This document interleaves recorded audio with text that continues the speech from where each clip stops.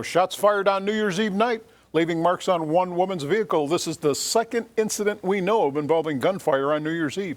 Tonight, our Ron Hammy has more on how police respond to these sorts of shooting incidents. Well before midnight, Susan Foster came out of her back door here to a loud noise, thinking it might be firecrackers. It wasn't until the next day she found out it was gunshots. Oh my goodness, somebody was shooting fire. It was a gun. It was really loud. It got me up. Foster looked all around the house of her home but found no sign of what the loud noise was on New Year's Eve. The next day, she got her answer. I just came out and looked inside and there was glass on the inside of my car and I didn't know where it came from.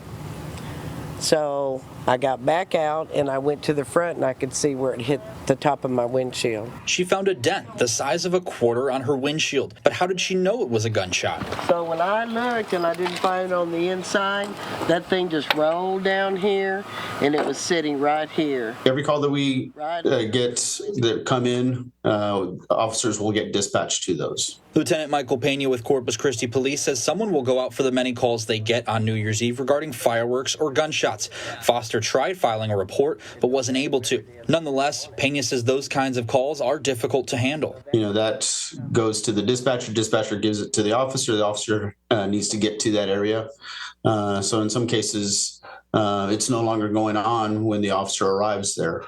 But keep in mind that officers are patrolling the city. If you do have property damage from something like this, Pena says you can file a report over the phone. I just would like for people to stop shooting guns. Lucky for Miss Foster, her insurance company is working with her and say that she's covered and can get a new windshield because they consider this vandalism.